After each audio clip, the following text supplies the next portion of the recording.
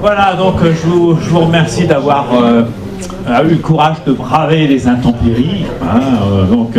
J'ai eu notre conférencier au téléphone en début d'après-midi. Il hésitait à venir parce qu'à Amiens il fait beaucoup plus froid qu'ici. Et il appréhendait un petit peu l'état des routes. Il m'a demandé est-ce qu'il y aura du monde. Je lui ai dit oui. Ils ont été bloqués par les intempéries chez eux pendant 2 jours. Maintenant ils ont envie de sortir. Et ils viendront nombreux. Donc je vous remercie d'être là. Donc j'ai le plaisir d'accueillir ce soir Monsieur Sofiane Abdi. Alors, M. Sofiane Abdi est professeur d'histoire et de géographie au lycée Robert de Luzarches à Amiens. Donc, il vient spécialement d'Amiens. L'autoroute était bien dégagée, la nationale 2 aussi, c'était parfait. Et alors, Monsieur Abdi est aussi chargé de cours et chercheur associé à l'université d'Amiens. C'est un médiéviste. Il est spécialisé dans l'histoire religieuse. Alors, il a beaucoup travaillé sur le diocèse de Beauvais. Et là, j'espère que sa venue à Laon va l'inciter à travailler aussi sur le diocèse de Laon, le diocèse de Soissons. Il y a pas mal de choses à faire ici dans l'Aisne. Il y a beaucoup de documents à exploiter aux archives départementales de l'Aisne. Alors je le remercie encore une fois d'être venu ici, malgré les conditions climatiques difficiles. Et on l'écoute avec plaisir. Bonsoir à tous, merci Monsieur Thierry de m'avoir proposé de partager cette recherche sur les stalles des cathédrales.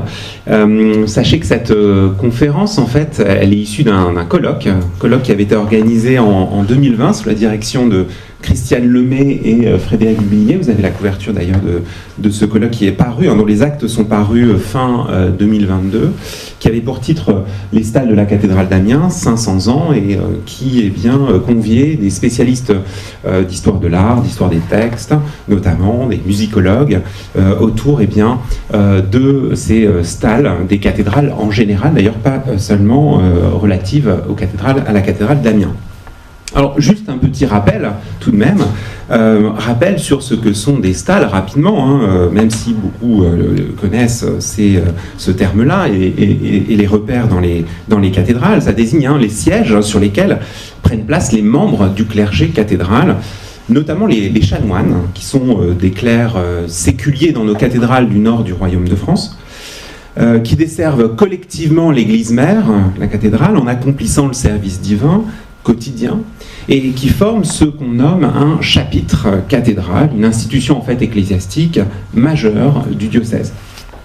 Alors, sans perdre mon point de vue généraliste sur différentes cathédrales du nord du Royaume de France, je proposerai le plus souvent possible quelques détails, quelques éléments de contexte lannois, agrémentés de nouveaux apports depuis 2020, cette conférence avait été prononcée pour la première fois. Alors, je commencerai d'abord par 5 remarques. La première remarque, c'est que beaucoup d'ensembles de stalles ne sont pas d'époque médiévale aujourd'hui dans les cathédrales que j'ai pu étudier. Alors, il y a quelques exceptions, les stalles des cathédrales de Rouen et d'Évreux des XIVe et XVe siècles. Mais par exemple, les stalles de la cathédrale d'Amiens ont été achevées en 1519. Sont du XVIe siècle. Celles de Soissons ont été redatées du XVIe siècle aussi. D'autres sont plus récentes encore, notamment celle de Laon, par exemple, du XVIIIe siècle, ou celle de Noyon, par exemple. Par contre, sachez que dans les textes, les plus anciennes stalles attestées dans l'échantillonnage que j'ai pu étudier dans le nord du Royaume de France, elles remontent au XIIe siècle, à Laon. Elles sont mentionnées dans l'ordinaire de Laon de Lisiard du XIIe, de la fin du XIIe siècle. Ce qui veut dire en fait que de multiples chantiers de remplacement des anciennes stalles par de nouvelles plus conformes aux besoins et au goût du temps ont été menés au cours des siècles. Seconde remarque, elles ne sont plus complètes, ces stalles aujourd'hui, ces ensembles de stalles ne sont plus complets. Il y a 94 stalles actuellement dans le cœur de Laon, il y en a 67 encore à Rouen, 82 à Soissons, encore 110 à Amiens, tout de même, un ensemble considérable. Beaucoup de ces stalles ont disparu au cours des siècles. Alors notamment, si je vous montre justement, notamment les stalles qui étaient situées en retour d'équerre contre le jubé en fait, hein, et à l'occasion justement de la destruction de ces jubés. Alors, à différents moments de l'histoire, c'est plutôt le XVIIIe siècle par exemple pour Amiens, ou ici pour Soissons, le jubé est détruit en fait en 1866, aux alentours de 1866. Donc à cette occasion en fait des stalles ont disparu. Donc les ensembles que l'on peut observer dans nos cathédrales aujourd'hui ne sont pas les ensembles complets du Moyen-Âge. Autre remarque, troisième remarque, les stalles que l'on observe aujourd'hui dans nos chœurs ne sont plus forcément à leur place, à la place qu'elles occupaient à l'époque médiévale. Je pense par exemple à ces stalles que vous voyez ici de Noyon, hein, qui sont dans le chœur liturgique architectural, qui épouse même l'abside de ce chœur. Mais en réalité, antérieurement, à l'époque médiévale, ces stalles débordaient sous la croisée du transept. Donc elles étaient un petit peu plus reculées vers l'ouest. C'est le cas d'ailleurs aussi à Reims, vous voyez, que les stalles même débordaient sur la nef. Elles étaient beaucoup plus à l'ouest qu'antérieurement. On peut faire cette même observation selon l'hypothèse d'Éric Ferny, à Laon, la disposition primitive du chœur liturgique au XIIe siècle faisait que les stalles étaient aussi installées beaucoup plus à l'ouest qu'elles ne le furent ensuite. Lorsque le chœur a été étendu, elles ont été déplacées un peu plus à l'est. Ce qui veut dire d'ailleurs qu'il y a une différenciation entre le chœur architectural et le chœur liturgique dans certains cas, comme à Reims, Noyon, comme je l'ai montré. Autre observation, les stalles que nous observons aujourd'hui ne proviennent pas toujours de la cathédrale où elles se trouvent actuellement. Elles peuvent provenir, dans bien des cas, d'un établissement religieux plus ou moins voisin. Donc il y a eu des déménagements, souvent opérés après la Révolution française. Alors c'est le cas d'exemple à Beauvais, par exemple. Les stalles que l'on trouve dans la cathédrale sont celles de l'abbaye voisine de Saint-Paul. À Laon, elles proviennent vraisemblablement de l'abbaye des Célestins de Villeneuve-les-Soissons. Enfin, ces stalles paraissent bien vides aujourd'hui. J'ai pris là d'ailleurs j'ai repris une photographie des stalles de Soissons pour le montrer. Il faut faire en fait un effort d'imagination pour se représenter la vie qui animait ces stalles par le passé, même si plus récemment, le couronnement de Charles III à Westminster en mai dernier nous a montré un exemple contemporain de cérémonie emplissant une triple rangée de stalles à cette occasion. Alors l'ambition de ma recherche en tant qu'historien des textes est de proposer un autre discours scientifique sur ces stalles qui ont avant tout été étudiés par les historiens de l'art, je pense à la spécialiste de la question en France, Christiane Lemay et Buterne, étudiés notamment pour leur style, et où, quand on utilisa les sources écrites, avant tout pour éclairer le chantier de réalisation, de construction de ces stalles, les artisans, les commanditaires. Donc, on a étudié ces stalles avant tout, finalement, en tant qu'objet, en évacuant souvent l'usage qu'en faisaient les hommes. J'ai souhaité incarner ce mobilier liturgique et remettre les hommes à leur place, car en fait, tout un personnel clérical, il prenait place, plus d'une centaine de clercs à l'an, donnant vie à cette réalité collective qu'était le service liturgique des cathédrales. Alors, cette approche n'est pas des plus simples pour l'historien des textes. Aucun corpus de sources ne leur est directement consacré. Et si les mentions de stalles se font soudainement plus fréquentes dans les sources, c'est souvent lorsque l'on entreprend leur réalisation. On va trouver des mentions à ce moment-là dans les comptes de la fabrique de la cathédrale ou dans les délibérations capitulaires, c'est-à-dire en fait les procès-verbaux de réunion des chanoines de la cathédrale. Mais au-delà de cette temporalité réduite, que disent donc les sources de l'usage quotidien de ces stalles par les chanoines et les clercs du chœur? Alors, sur quelles sources s'appuyer pour en traiter? Que chercher dans les sources? En fait, certains corpus sont plus à même de rassembler des mentions de Stahl. J'ai mis les sources étudiées qui nous fournissent le plus de mentions de ces Stahl des cathédrales que j'ai pu étudier dans le nord du royaume. En fait, eh bien, les ordinesses du chœur, hein, c'est cette réglementation de la liturgie du chœur des cathédrales, les coutumiers, ordo du chœur, ordinaire, ouvrages liturgiques, des sources plus normatives, statuts capitulaires par exemple, les registres de délibération capitulaire dont j'ai parlé précédemment, mais aussi des chartes de fondation, de prébende, de chapellenie, de vicairie, de maîtrise d'enfants de chœur, ainsi que eh bien, dans les actes de réception des nouveaux chanoines arrivants ou des nouveaux chapelains. Alors, que chercher dans ces actes? Eh bien, il faut retrouver les termes qui permettent de qualifier eh bien, ces Stahl. Et en fait, on se rend compte très rapidement que la terminologie, elle est protéiforme, que ce soit sous les formes latines ou vernaculaires, en ancien français, dans les sources des XIVe, XVIe siècles qui m'ont occupé avant tout. En effet, on va retrouver par exemple le terme sedes pour siège en français, le terme de stallum, justement, qui a donné stall, on le trouve aussi au masculin en ancien français, install. On va trouver en latin le terme forma, qui a donné forme ou une fourme désigne une stalle. Et puis après, ces déclinaisons, basse fromine ou haute fromine pour haute stalle, basse stalle, ou adjectivé, chanoine ou chapelain, basse frominier ou forminier, ben, tout ça renvoie justement au langage des stalles. Cathédra aussi, qui désigne pas seulement la cathèdre de l'évêque en fait, mais qui se traduit par chaire, et ses déclinaisons, chaise, et puis ces déclinaisons picardisantes, hein, chayelle, cheyelle, chaillère, caillère même on peut trouver aussi. Puis enfin, d'autres sièges occupés par les clercs des cathédrales, les selles, les cellettes, en latin, supracellam, cella, ad celletas, par exemple. Donc vraiment, il y a une importante terminologie. Il y a plusieurs mots pour le dire, finalement, et il est indispensable de s'en rendre compte pour retrouver trace de toutes les occurrences des stalles dans la documentation archivistique.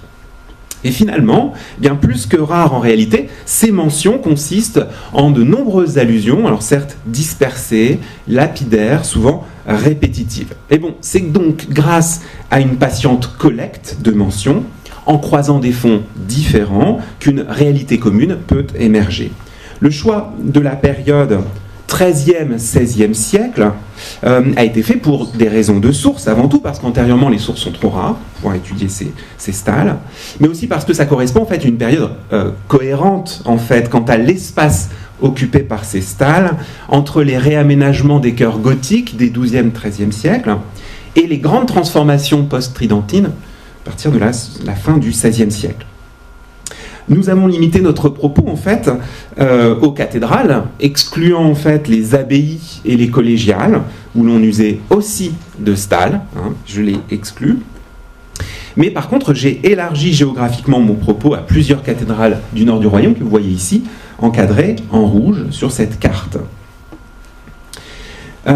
Élargi à plusieurs cathédrales, tout simplement parce que il faut pouvoir comparer les usages, car la géographie des stalles conservées n'est pas la même que la géographie des stalles documentées. Donc l'un eh bien, soutient l'autre dans le discours scientifique.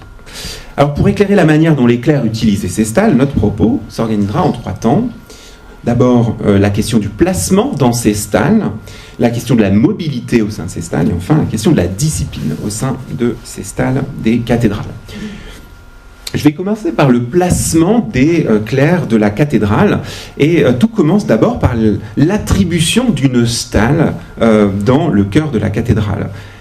L'installation des chanoines et la solennité en fait qui l'accompagne constitue une première entrée dans l'histoire des stalles. Elle est connue, cette installation des chanoines, notamment dans les procès-verbaux du XVe siècle pour Laon, par exemple, ont été beaucoup étudiés, notamment par Hélène Millet, qui a étudié de manière très approfondie eh bien, le cas du chapitre cathédral de Laon, antérieurement, dans les années 70-80. Le chanoine, en fait, qui remplit toutes les conditions statutaires, se voit attribuer, en fait, lors de la cérémonie de la réception, une stalle dans le chœur, selon une formule usitée et classique, stallum in coro et vocem ou locum in capitulo. Donc, l'attribution, en fait, d'une stalle participe à définir l'état canonial, et théoriquement, il n'y a pas de chanoine sans stalle. L'installation, en fait, est une étape de la réception qui se déroule en 3 temps. Le premier temps se fait, en fait, pré-convocation de l'impétrant dans la salle capitulaire pour vérifier, en fait, qu'il remplit toutes les conditions pour devenir chanoine. Il paie aussi les droits indispensables pour pouvoir rejoindre la communauté, et puis il prête serment auprès de la communauté canoniale. Et en fait, eh bien, l'installation du chanoine intervient dans une seconde phase, dans un second temps en fait. L'impétrant est ensuite emmené processionnellement avec tous les chanoines jusqu'au chœur pour y être mis en stalle, installé, installare. Alors, qui installe? Alors, c'est une prérogative en fait diversement partagée selon les cas, et 2 dignitaires reviennent souvent. Le doyen, que l'on rencontre souvent comme chef de la communauté canoniale, ou bien le dignitaire en charge de la liturgie au chœur, c'est-à-dire le chantre, ou bien, dans le cas de l'an, d'ailleurs, c'est le sous-chantre qui installe. S'il y en a 2, comme à Amiens par exemple, il y a un pré-chantre et il y a aussi un chantre à Amiens, eh bien, le pré-chantre installe les chanoines dans les stalles hautes et le chantre dans les stalles basses. Ils se partagent la responsabilité. Comment se passe l'installation concrètement? Bien, après le baiser de l'autel, le chanoine reçoit une place précise. Alors, à Reims, on a un petit peu plus de détails, grâce à l'ordo de Reims, rédigé par le doyen Guillaume Filastre vers 1410. Le chantre qui installe à Reims dit ceci: stallum istud in coro vobis assigno ad psalendum deo voce et mente in quo psalite sapienter, lui rappelant ainsi la vocation de la remise d'une stalle, la psalmodie, et la qualité de la psalmodie qu'on attend de lui, voce, mente, sapienter. Le chanoine fait une génuflexion, s'assoit et prononce une oraison. À Amiens ou Noyon, le chanoine réitère son serment dans le chœur, dans les mains du doyen. Et la réception va se terminer ensuite par une 3e étape. Le cortège revient dans la salle capitulaire et on attribue au nouveau chanoine une place au chapitre, d'où il pourra faire entendre sa voix lors des réunions capitulaires. Donc finalement, la réception se concrétise par l'attribution non pas d'un siège, mais de 2. Un siège dans le chœur de la cathédrale et un siège dans la salle capitulaire. Mais l'installation dans le chœur est l'étape centrale que met en relief la solennité du chœur, la seule à même de traduire finalement ce pourquoi le chanoine est installé, sa fonction première, qui est la célébration du service divin. C'est la mission numéro 1, bien sûr, des chanoines d'un chapitre cathédral. Abordons maintenant la question du placement concrètement que documentent les sources. Alors commençons d'abord par les places d'honneur, celles des dignitaires. Les dignitaires, en fait, constituent le sommet de la hiérarchie capitulaire et ils bénéficient de places d'honneur. Alors leur nombre varie en fonction de nos chapitres cathédraux, mais à Laon, par exemple, on compte 5 dignitaires à la fin du Moyen-Âge. On a le doyen, qui est chef de la communauté, le chantre, qui dirige la liturgie dans le chœur, 2 archidiacres, qui sont l'œil de l'évêque, qui l'aide à gérer le diocèse, inspection des paroisses notamment, puis un trésorier. Mais sachez que par exemple à Soissons, il y a 9 dignitaires, donc ça varie fortement d'un cas à l'autre, d'une situation à l'autre. On sait que des stalles précises leur sont attribuées, mais elles ne sont pas toujours bien localisées dans les actes. Les sources anciennes vont nous garantir plutôt la rangée occupée, donc la rangée haute notamment. Ou bien le côté du chœur, droite ou gauche, à l'exemple de ce Pouillet de Soissons de 1572, qui précise, qui fait la liste en fait des dignitaires et précise si les uns sont à gauche, à sinistris, ou à droite, à dextris. Donc on a leur répartition. On a aussi parfois mention du voisinage de ces dignitaires. Donc par exemple ici à Noyon, grâce au cartulaire du chapitre de Noyon, un acte du XIIIe siècle précise que l'écolâtre de la cathédrale de Noyon doit avoir sa propre stalle, à raison de son écolâtrie, sa propre stalle dans le chœur de Noyon, à droite, dans les stalles hautes, à côté de l'archidiacre. Donc, en croisant ces différentes données, on peut tenter, essayer de reconstituer le placement de ces différents chanoines, et notamment de ces dignitaires. Les dignitaires et leur placement varient, mais en fait, on se rend compte que des critères communs conditionnent l'honorabilité d'un placement au chœur. Le premier principe est quasi anthropologique. Le dessus prime sur le dessous. Tous nos dignitaires sont positionnés dans les hautes chaires, donc dans ces stalles ici, les rangées qui sont finalement à l'extérieur. Leur surélévation, alors ça représente à peu près 40 cm de surélévation par rapport aux stalles basses à Amiens, est un marqueur de dignité, évidemment, au-delà de l'interprétation symbolique. Ce positionnement permet en fait aux dignitaires à la fois d'avoir une vue d'ensemble sur toute la geste liturgique et un œil aussi sur l'ensemble du personnel du chœur dont ils ont la juridiction. Ces stalles hautes, d'ailleurs, elles sont très anciennement attestées, dès le XIIe siècle pour Laon, par exemple. Donc on sait qu'il y avait une organisation de ce type, une hiérarchisation de ce type très ancienne. Au sein de ces stalles hautes, ensuite, des places sont privilégiées par rapport aux autres.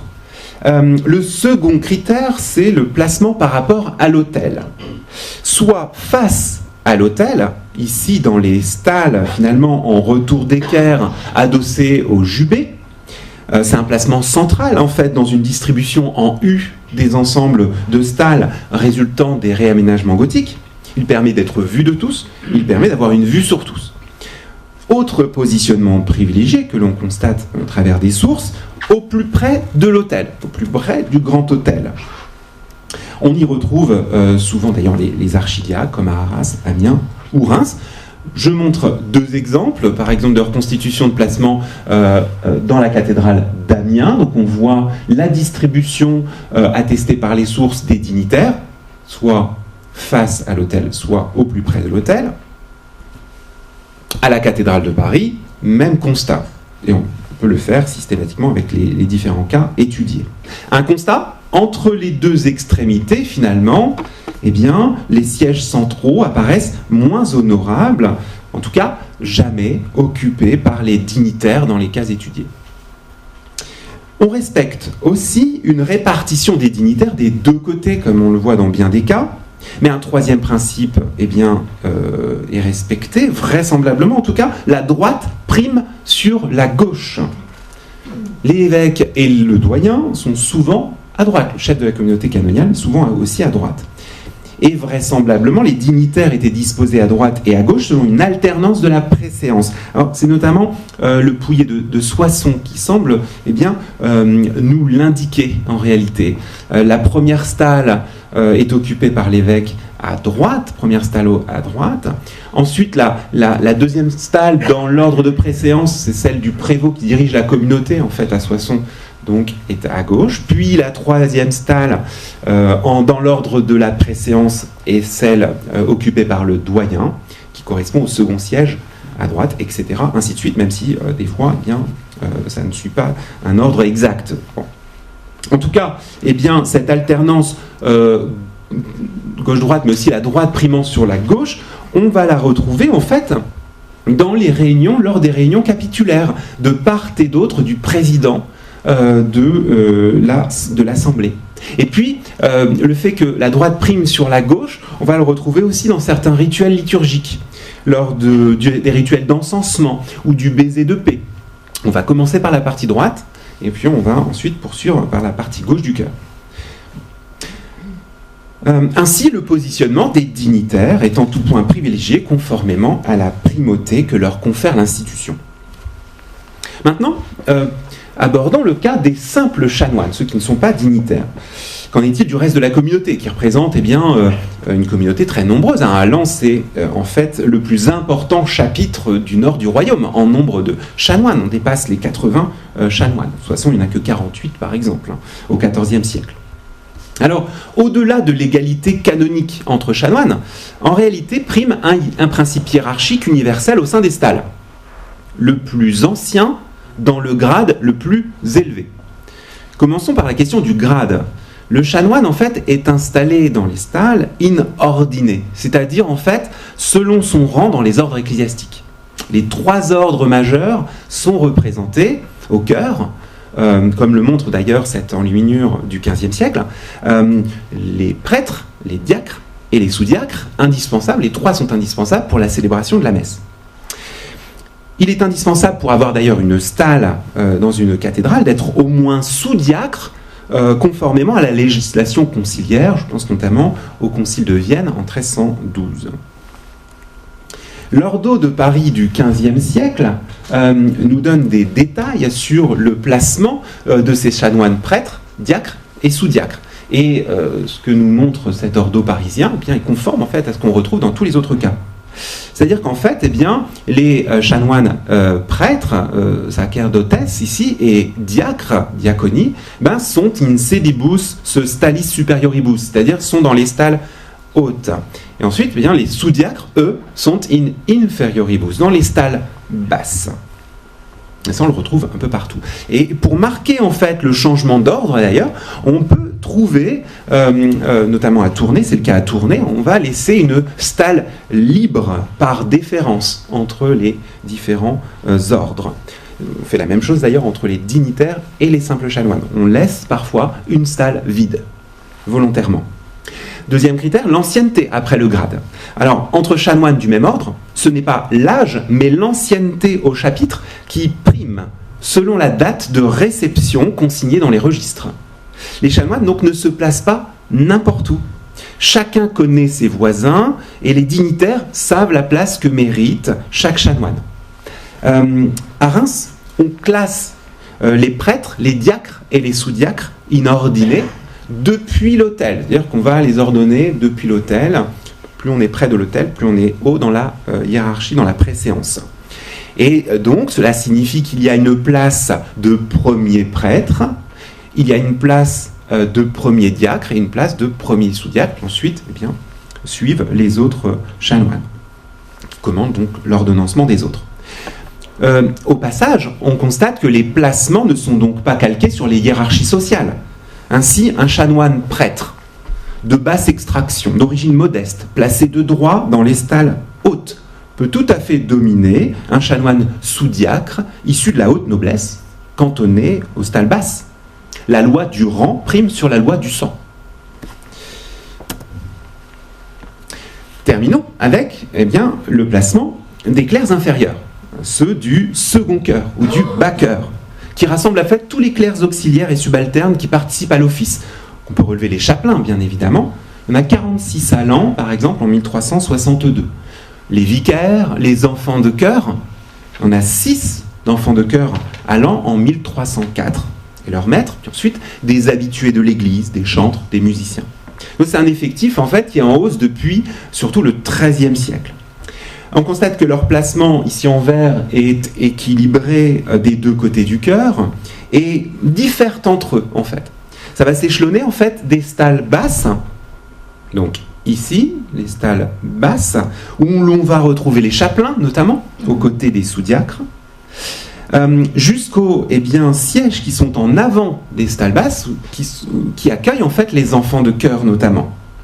En fait, il existait de ce fait dans nos cathédrales une 3e rangée de sièges en avant des stalles basses.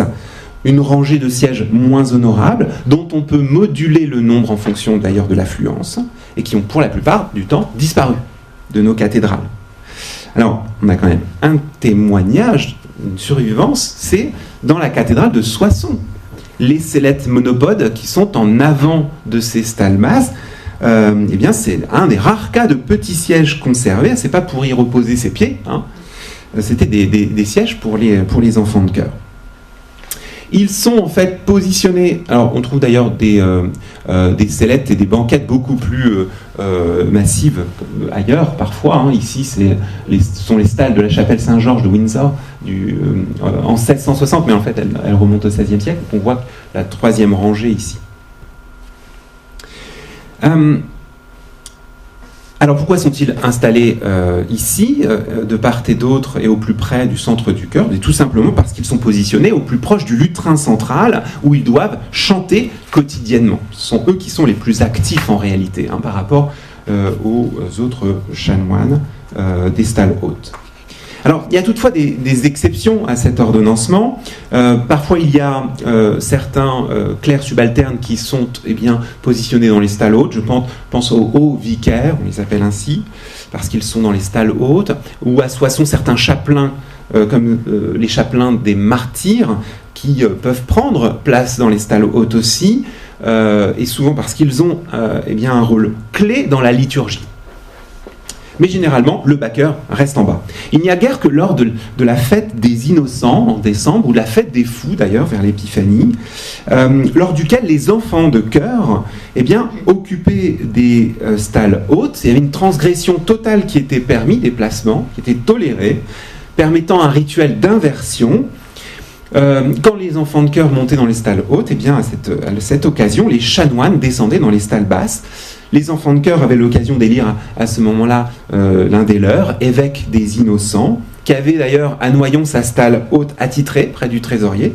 Vous pouvez qu'on peut très bien localiser. Et ces fêtes donnaient lieu à des farces et des bouffonneries, et c'est ce qui explique en fait que ces fêtes ont été pour la plupart supprimées à partir du XVIe siècle, peu avant le XVIe siècle d'ailleurs pour l'an.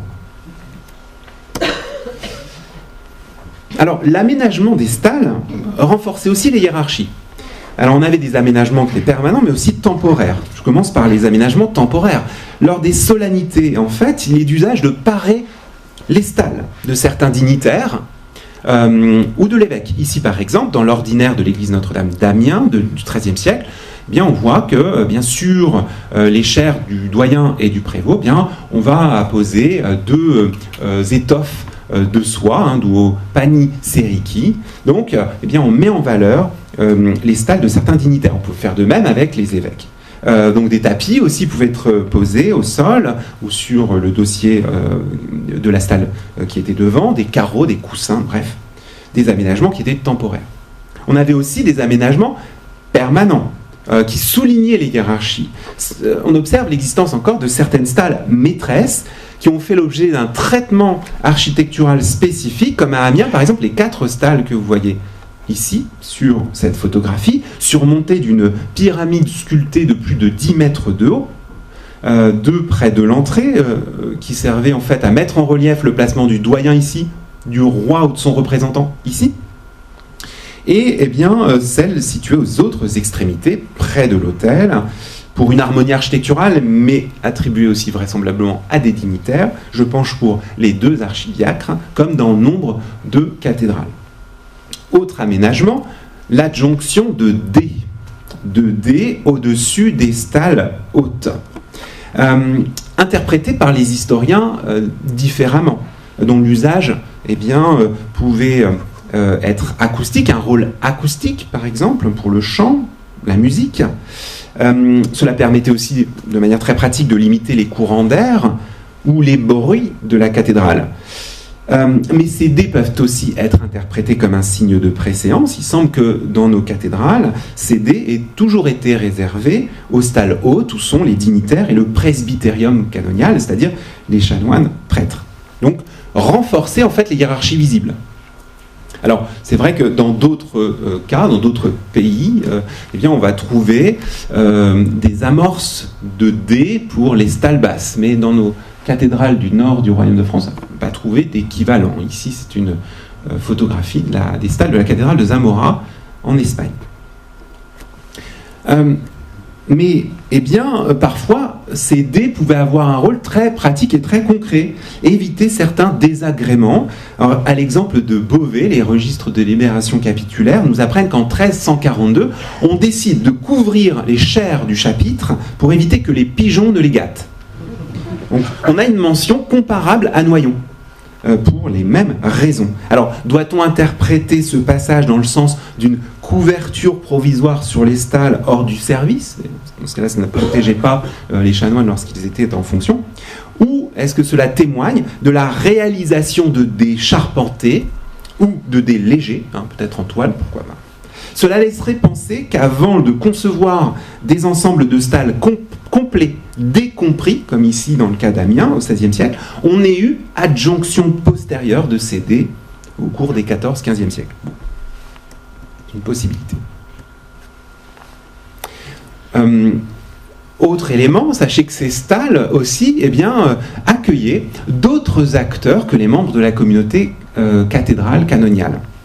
Par exemple, dans ces chœurs, on va trouver une stalle canoniale pour l'évêque. Alors, elle n'est pas à confondre en fait avec la cathèdre épiscopale qui était située dans le sanctuaire. Alors, qu'est-ce qu'il explique ? Bien, en fait, l'évêque pouvait être membre de droit de la communauté canoniale, comme à Rouen où il reçoit un canonicat. Mais c'est surtout en raison d'un héritage historique pour honorer le chef de l'église diocésaine. Le positionnement de sa stalle, dans la plupart des cas, lui donne la préséance. La première stalle, souvent à droite vers l'autel, comme à Arras, Évreux, Paris, Reims, Rouen, Senlis, ou bien à droite en entrant au chœur. Première stalle à droite, Beauvais, Reims, Soissons, et on le sait pour Laon, mais attesté qu'au XVIIe siècle. L'évêque, la dignité épiscopale est parfois soulignée en parant la stalle de cet évêque lors des jours où il officie. Une stalle maîtresse aussi pouvait le distinguer, plus travaillée que les autres, comme à Rouen, encore aujourd'hui, présente, réédifiée de manière somptueuse au XVe siècle.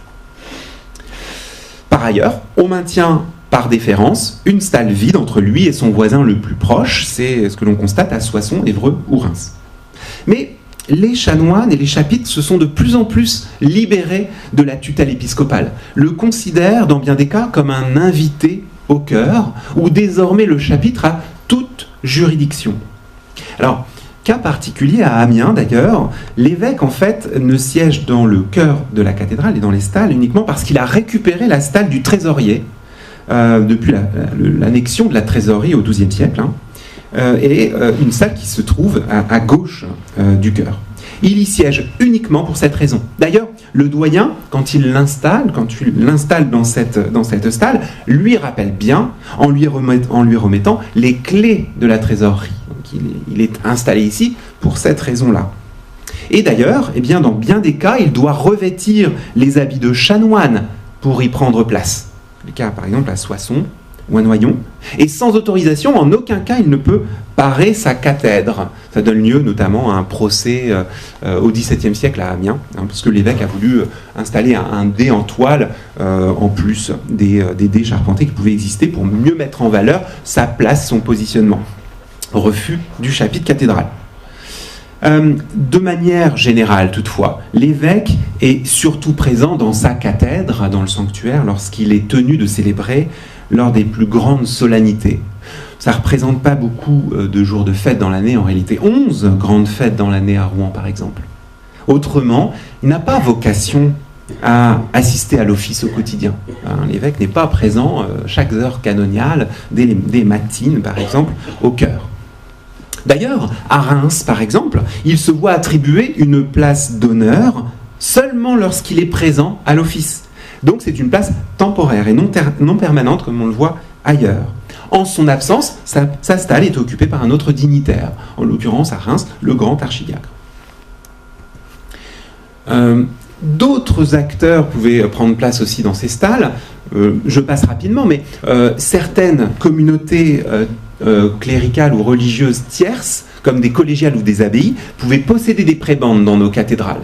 Et à ce titre, ils déléguaient l'un de leurs membres pour aller célébrer l'office dans la cathédrale où ils possédaient une prébende. Donc ils disposaient d'une stalle, par exemple.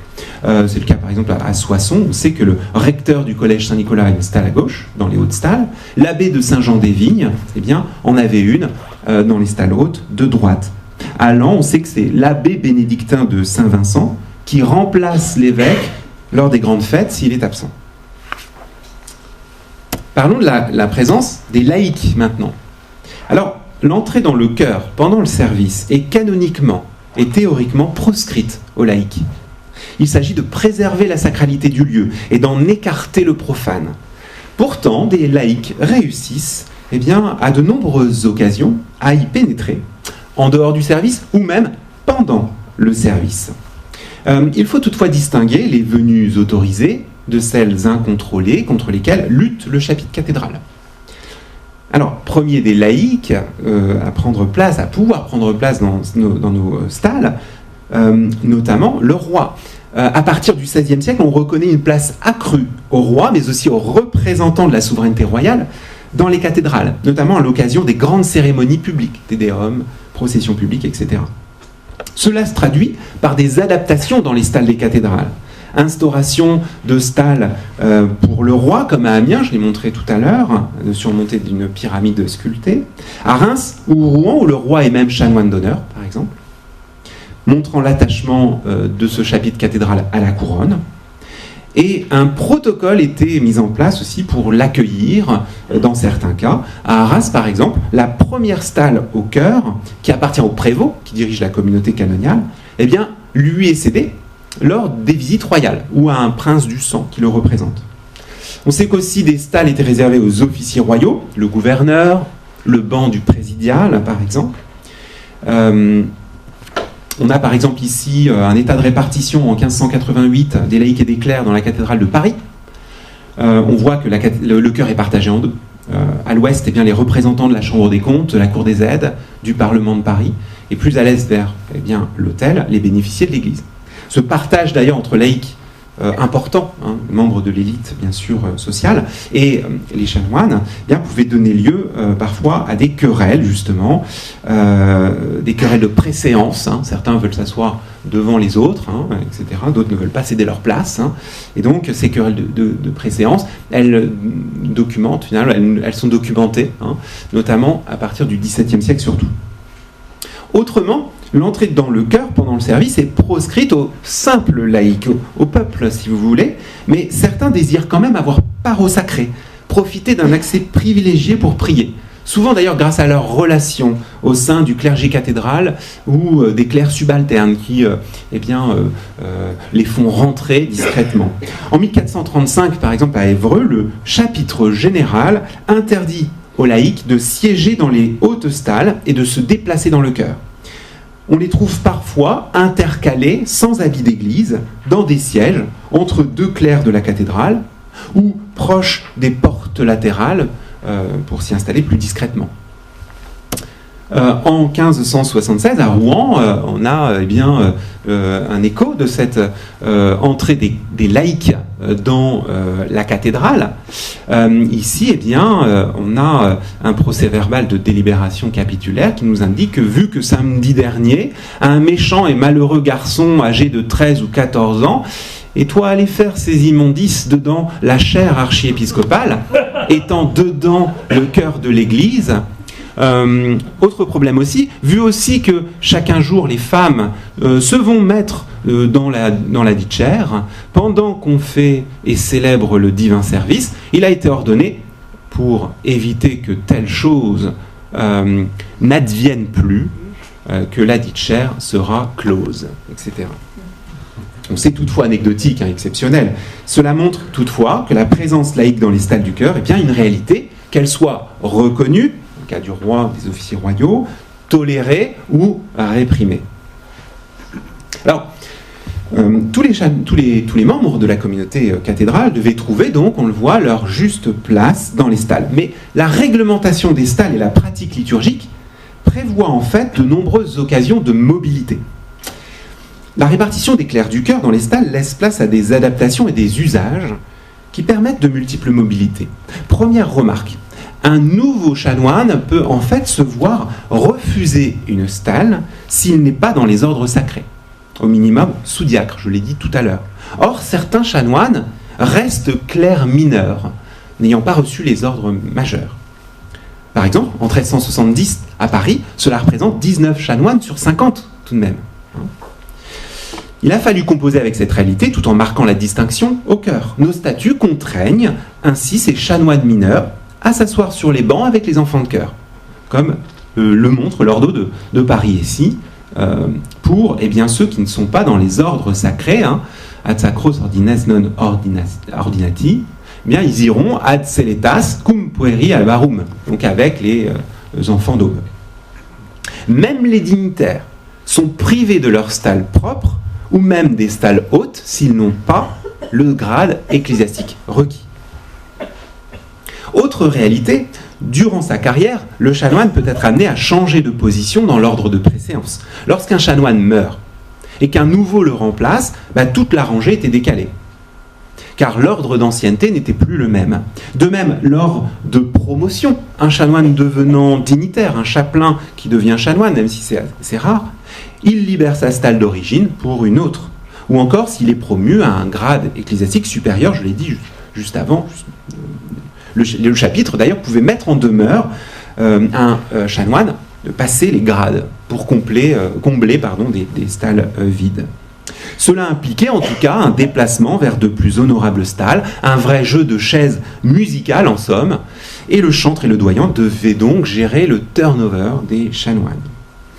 D'ailleurs, au passage, il est donc inenvisageable, au moins pour les simples chanoines, qu'ils aient pu apposer leurs armoiries sur le siège où ils se plaçaient. Lorsqu'il y a armoirie ou trace, comme à Soissons d'armoirie sur les stalles, sur les miséricordes par exemple, il faut plutôt envisager que ce furent les mécènes ayant aidé au financement des stalles qui eurent le privilège d'avoir leurs armes représentées.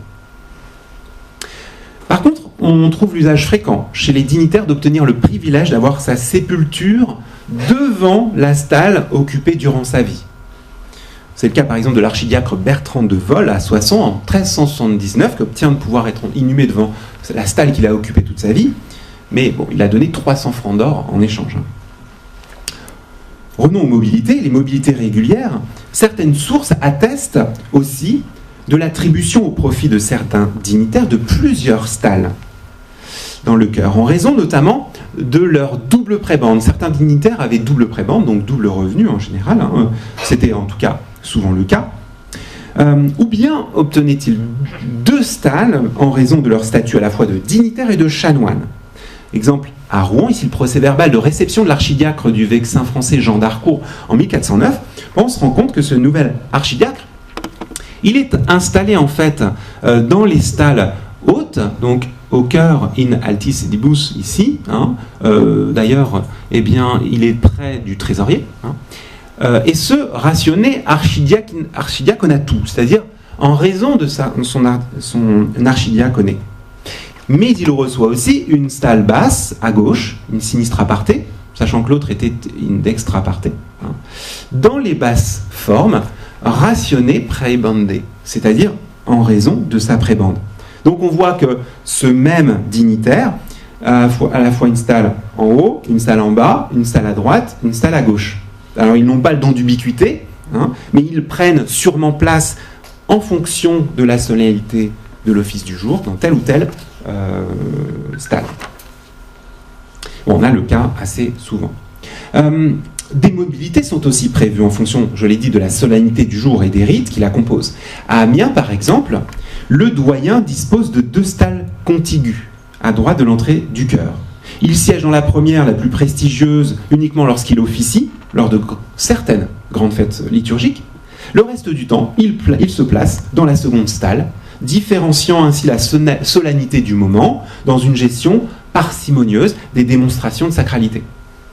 L'ordo de Reims prévoit aussi un placement différent des dignitaires selon la solennité des jours, selon les heures ou selon la messe. On n'est pas assis de la même façon. L'ordre de préséance n'est pas déterminé de la même manière. Il est déterminé depuis l'autel si c'est la messe, ou depuis la nef si c'est une heure canoniale. Si l'archevêque de Reims est présent à la messe du chœur, le grand archidiacre qui est habituellement, comme vous pouvez le voir ici, à la première chaire à droite côté autel, il descendit, nous disent les sources. C'est pas qu'il descend dans la stalle basse, non, c'est qu'il rétrograde dans l'ordre de précédence. Il rétrograde d'ailleurs pas d'une place, mais de 2 places, parce qu'on garde une stalle vacante à côté de l'archevêque de Reims qui est venu s'installer. Puis en se décalant, le grand archidiacre va décaler aussi tous ses collègues qui sont à côté. Donc vous voyez, malgré tout, si les sièges changent, le rang dans les honneurs demeure, quand même. Il y a donc en fait une dimension mouvante du placement, mais pas du rang de préséance. On a mieux encore, dans le coutumier d'Évreux du XIVe siècle, le doyen ou le chantre ont une stalle fixe lors des fêtes triples, les fêtes les majeures. Par contre, en dehors de ces grandes sonorités, ils prennent place ubi sibi plaquette, c'est-à-dire là où il leur plaît, du moment que c'est dans leur partie du cœur, à droite ou à gauche. Bon, ce qui ressort de ces observations, c'est une plus grande souplesse dans le déplacement, dans le placement au quotidien, des mobilités selon les jours et selon les heures. Cela remet en cause une vision fixiste des places de chacun au cœur que l'on a parfois. Sans compter, je ne vais pas développer cela, que la liturgie au cœur est elle-même une véritable liturgie ambulatoire et donne lieu à des déplacements constants au sein du cœur. Bon. Autre question de mobilité, la question de l'accès aux stalles. Alors, lors des grandes cérémonies, en fait, près d'une centaine de clercs convergent, comme le montre ici, 7 enluminures. On voit converger les chanoines avec leur humus à l'intérieur du chœur. Et la gestion des flux est essentielle pour démarrer en temps et en heure. La circulation au sein des stalles est donc étroitement réglementée et surveillée pour éviter les engorgements. Des critères prévalent aussi. Alors, les déplacements au cœur doivent être conformes au rang de celui qui se déplace, et les déplacements sont conditionnés par des interdits déterminés en fonction de celui devant qui l'on se déplace. Les entrées et sorties par les portes latérales ou centrales, ou la porte centrale, là sont codifiées, notamment en fonction de son statut. On voit ici, dans l'exemple d'Amiens, accès porte centrale réservé aux chanoines et aux enfants de chœur uniquement s'ils sont accompagnés du maître, et l'accès aux portes latérales pour les chapelains et les vicaires. On sait que pour le cas de Soissons, l'entrée probable de l'évêque était sur une porte latérale à droite, ici, cet accès-là, tout simplement parce qu'en fait, cette porte était placée dans l'axe du palais épiscopal, du trajet qui lui permettait de rejoindre bien la cathédrale depuis le palais épiscopal situé au sud de la cathédrale. Tout est organisé pour que les clercs, les chanoines, gagnent le plus rapidement leur place sans obstruer certains accès aux dépens d'autres. L'accès au banc et stalle basse est assez rapide. Dès qu'ils entrent, ils se répartissent en 2 corps, ceux qui siègent à droite, ceux qui siègent à gauche. Par contre, l'accès aux stalles hautes nécessite d'emprunter des escaliers. Il y en a 8, par exemple, ici ce sont les flèches noires. Il y en a 8 à Amiens. Mais des règles précises régissent ces accès. Les chanoines inférieurs doivent éviter de passer devant les chanoines en dignité pour aller s'asseoir. À Noyon, selon un statut de 1447, on proscrit de passer devant la stalle de l'évêque et du chancelier, par exemple. Cet interdit, concernant le passage devant les dignitaires, placés aux extrémités, implique d'emprunter donc les escaliers centraux, à moins d'arriver avant les dignitaires. On pouvait passer par les escaliers extérieurs.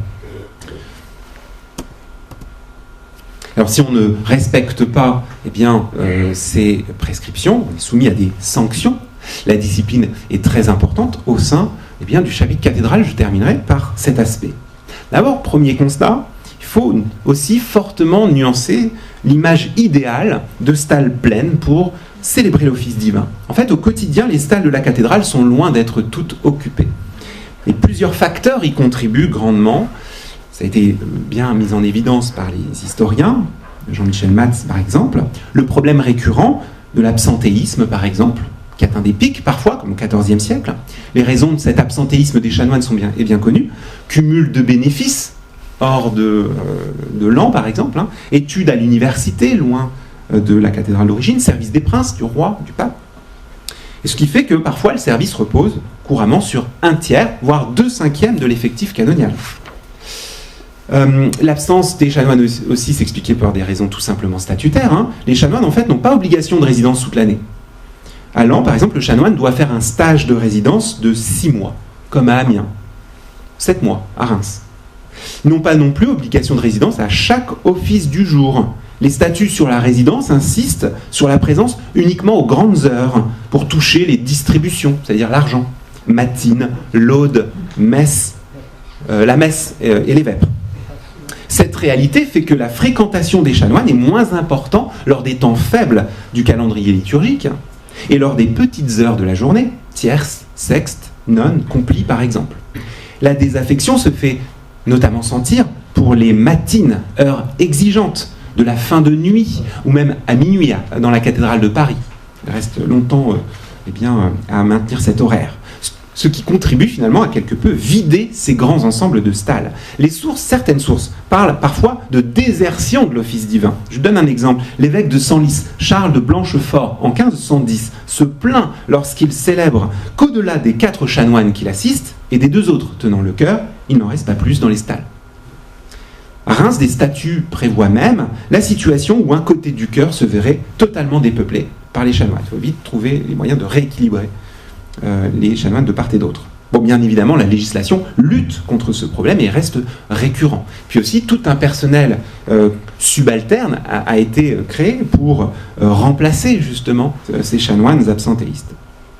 La situation retrouve sa normalité lors des grandes fêtes de l'année liturgique, mais en réalité, rares sont les occasions de voir la centaine de clercs et plus de la cathédrale s'activer tous ensemble dans les stalles.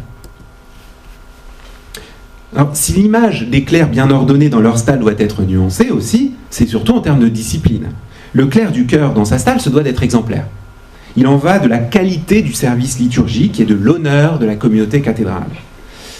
Or, le chœur relève pleinement de la juridiction du chapitre. Un chapitre a délégué notamment au chantre la responsabilité du bon déroulement de la liturgie et la police du chœur. D'ailleurs, il porte son bâton cantoral, symbole de son autorité, qu'on voit parfois représenté sur les dalles funéraires des chantres, comme à Senlis dans le déambulatoire. Avec laquelle, bâton cantoral avec lequel il peut taper au sol pour se faire entendre et respecter, ou bien même taper contre une stalle. Il fait du bruit et il peut ainsi rappeler à l'ordre. Ce qui fait d'ailleurs des stalles un support dynamique et non passif de la vie liturgique. Et le chantre, sanctionne les fautes, relatives au chant notamment, mais aussi au comportement des clercs. Alors le doyen peut le faire aussi, d'autorité bien sûr. Parmi les diverses sanctions qui peuvent être données, sur lesquelles je ne vais pas m'étaler, mais on peut trouver une sanction qui concerne les stalles, on peut en effet être chassé des stalles ou privé de stalles hautes. À l'exemple ici, à Rouen, en 1597, on voit que pour insolence commise par un certain Édouin, de propos d'arrogance, il a été ordonné qu'il tiendra basse fromine jusqu'à samedi prochain. Donc peut être puni et être envoyé sur les sellettes, faire humiliante pénitence à côté des enfants de chœur. Chantres et doyens sont assistés dans leur tâche de police par d'autres officiers, mais aussi des chanoines et des chapelains d'expérience. On retiendra le ponctueur ou pointeur qui consigne les retards et les absences. Il veille à l'entrée à ce que tous les chanoines viennent à l'office. Il relève les absents. Le maître des marences, qui lui est en charge des amendes, fixer des amendes pour les clercs qui ont fauté. Ces agents du chœur sont parfois victimes de lyres de clercs pris en défaut. Le 6 juillet 1495, par exemple, on condamne un chanoine à Beauvais qui a accablé d'injures Jean d'Ans, le plus ancien chanoine de Beauvais, qui lui avait une charge de responsabilité importante, parce qu'il l'avait repris alors qu'il discutait. Pour ce faire, Jean d'Ans avait frappé sur les stalles sans que le bavard n'y prête aucune attention. Mais bon, l'organisation des stalles, on l'avait dit, facilite la surveillance, des accès restreints, des dignitaires placés idéalement pour surveiller, les négligences sont vite visibles. Un point fait l'objet de toute l'attention, c'est la ponctualité dont on fait preuve pour rejoindre sa place dans le chœur. On doit être en place avant certains stades de l'évolution de la liturgie, avant la fin du psaume Vénité, par exemple, qui ouvre l'office des matines, qui commence à être entonné par un chanoine dans sa stalle, donc tout le monde arrive à ce moment-là. Ou à la messe, il faut être présent avant la fin de l'épître, sans quoi on est retardataire. Or, un certain nombre de clercs, je l'ai dit, arrivent en retard. Cela donne lieu à une pratique étonnante, la collisio cathedrarum, un tapage en fait. Les chanoines ont pris l'habitude de frapper le battant des stalles, la sellette, contre le dossier pour signaler aux pointeurs les retardataires. On imagine le vacarme qui en découle. Alors, cette pratique qu'on peut qualifier de collisio cathedrarum est diversement nommée dans les sources, tumultuosas cathedrarum pulsationes, ou bien strepitus cathedrarum. D'autant que certains le font aussi pour signaler tout type de manquement, même pendant que l'on chante. Par exemple, signaler une fausse entrée au chœur. Une fausse entrée, quand un chanoine rentre, passe devant le pointeur et ressort aussitôt. On pouvait signaler et dénoncer une barbe mal rasée, une absence de tonsure, une tenue inadéquate, tout ça, ça valait exclusion du chœur. Des traversées illicites du chœur de part en part, bavardage, somnolence. Certains se mettent même à siffler pour signaler au pointeur des problèmes. Il faut dire qu'à Rouen, on encourage la délation, le dénonciateur perçoit une partie de l'amende. Le chantre de la cathédrale de Beauvais en est même victime en 1506, quand éminent chantre Thibault le Bastier, chanoine, voit le chantre officier avec des gants, apanage seul de l'évêque, se met alors à frapper continuellement sa stalle, causant un grand scandale dans le chœur, tout ça pour le dénoncer. Bref, on voit que des rivalités entre chanoines devaient se régler à coups de sellette.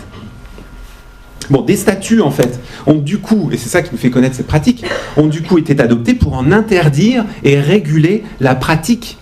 Comme ici, par exemple, bien dans le 3e statut du chapitre général de Reims de 1435, où on donne le rôle de pouvoir taper avec la sellette, le battant, au chantre ou à un autre chanoine choisi à cet effet, pour signaler au pointeur punctuatori ou à la marance, à condition bien sûr de frapper légèrement, léviter, percutiat.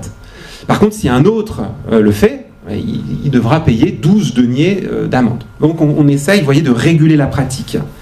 Donc on ne l'interdit pas, on la régule, cette pratique. Alors on apprend aussi d'ailleurs qu'à Noyon, la pratique de la collisio se faisait lorsque durant les chants ou la psalmodie, des mots hébraïques étaient prononcés.